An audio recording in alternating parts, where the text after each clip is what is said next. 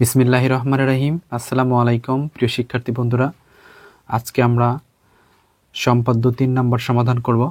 প্রিয় বন্ধুরা, তোমরা মনে রাখো যে এই সম্পাদ্য 3 নম্বর অনেক বেশি গুরুত্বপূর্ণ। সবচেয়ে বেশিবার এসএসসি পরীক্ষায় আসা প্রশ্ন হচ্ছে এই সম্পাদ্য 3। প্রিয় বন্ধুরা, এটি একটু কঠিন হবে। তোমরা যদি মনোযোগ সহকারে ভিডিওটি দেখো, অবশ্যই তুমি ভালোভাবে বুঝতে পারবা। প্রিয় শিক্ষার্থীরা, চলো তাহলে আমরা শুরু করি। প্রিয় শিক্ষার্থী বন্ধুরা, দেখো সম্পাদ্য 3, ত্রিভুজের ভূমি সংলগ্ন দুইটি কোণ, অর্থাৎ ভূমি সংলগ্ন দুটি কোণ অর্থাৎ নিচের দিকে দুইটা কোণ আছে এবং পরিসীমা দেওয়া আছে, অর্থাৎ মোট 3টি তথ্য দেওয়া আছে। ত্রিভুজটি আঁকতে হবে। তাহলে আমরা প্রথমে দুইটি কোণ অঙ্কন করে নেব। সেই দুইটি কোণ আমরা আমাদের ইচ্ছামতো ধরে নিতে পারি, অথবা তোমার পরীক্ষায় যদি কোণের পরিমাপ দেওয়া থাকে শিক্ষার্থী বন্ধুরা, তাহলে অবশ্যই তুমি সেটা দিয়েই অঙ্কন করবা। দেখো আমি প্রথমে কি করব, আমি প্রথমে দুইটি কোণ অঙ্কন করব। দেখো কোণ অঙ্কন করার নিয়ম হচ্ছে শিক্ষার্থী বন্ধুরা, প্রথমে দেখো এরকম করে একটা টান দিয়ে নিবা। যেহেতু দুইটা কোণ, সো তুমি দুইটা টান দিয়ে নাও এরকম করে। দেখো আমি দুইটা টান দিয়ে নিছি। এখন এই যে বাম পাশের মাথায় আমরা একটা ফোঁটা দিয়ে নিব। এখন আমরা আমাদের চাঁদা নেব। দেখো এই চাঁদার হচ্ছে এই বিন্দুতে আমরা এক্স্যাক্টলি পরিমাপ করার জন্য এই যে আমরা প্রথমে 60 ডিগ্রি কোণ অঙ্কন করব। এই জন্য দেখো 60 ডিগ্রি, এই যে দেখতে পাচ্ছ শিক্ষার্থী বন্ধুরা 60 ডিগ্রি। এখানে আমরা একটা ফোঁটা দিয়ে নিই। এখানে মনে করো 60 ডিগ্রি হবে।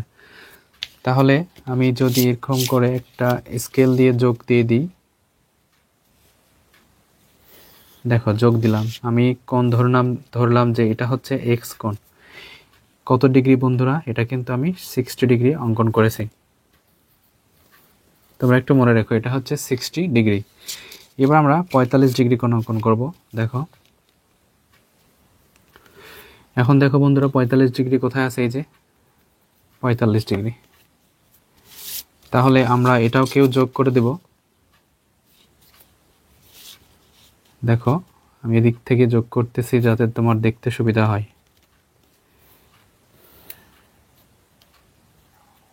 প্রিয় বন্ধুরা, এটা হচ্ছে 45 ডিগ্রি কোণ। এটার নাম দিলাম ওয়াই কোণ। আমাদের আরেকটা হচ্ছে পরিসীমা দেওয়া আছে।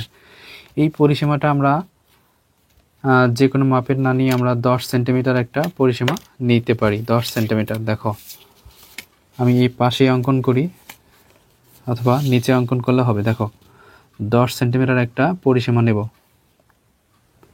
এই যে এখান থেকে 10 সেন্টিমিটার। দেখো এটা হচ্ছে আমাদের পরিসীমা পি।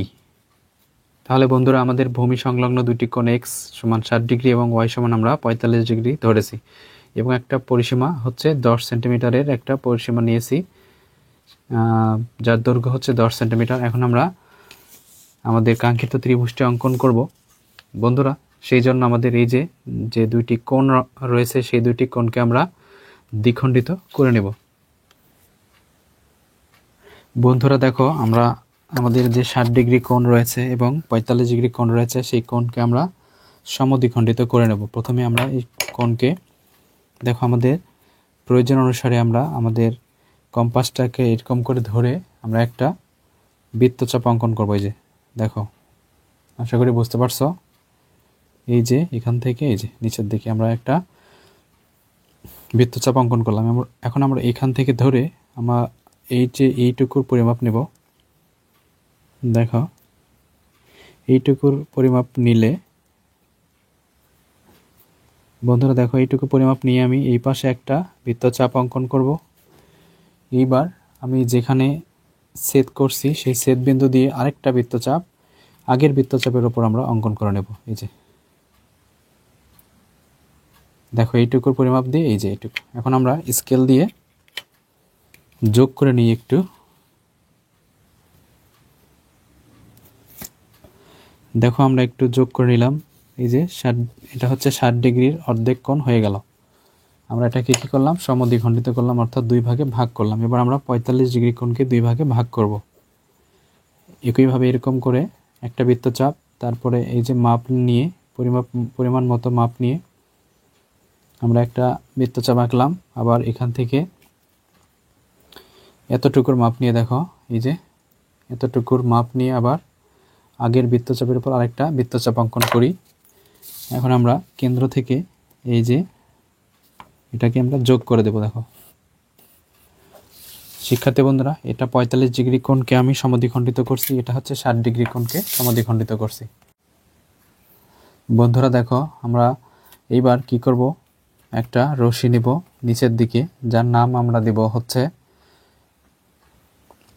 ডিএফ। তাহলে ডিএফ আমরা একটা রশি নিচ্ছি। দেখো বড় করে একটা তুমি রশি নিবা, যার নাম দিবা হচ্ছে ডি এবং এফ। ডিএফ রশি আমরা নিলাম। এখন ডিএফ রেখা ডিএফ থেকে আমরা পরিসীমা যে আমাদের আছে 10 সেন্টিমিটার, সেই 10 সেন্টিমিটারের সমান করে আমরা কেটে নেব। দেখো এটা হচ্ছে 10 সেন্টিমিটার বাহু। এই 10 সেন্টিমিটার বাহু আমরা এই ডিএফ থেকে আমরা 10 সেন্টিমিটার কেটে নেব। তুমি যদি কম্পাস ব্যবহার করো তাহলেই হবে। আমার কম্পাসটা একটু টাইট, সেজন্য আমি স্কেল দিয়েই মাপটা নিলাম। এটার নাম দাও শিক্ষার্থী বন্ধুরা ই। তাহলে তুমি কার পরিমাপ করছো? পি বিন্দু। তাহলে পি বিন্দুর সমান পি রেখার সমান করে আমরা ডি ই রেখা অঙ্কন করে নিলাম বা কেটে নিলাম। এখন আমাদের যে ডি এবং ই বিন্দু রয়েছে, এই যে ডি বিন্দুতে আমরা এক্স কোণের অর্ধেক কোণ অঙ্কন করব।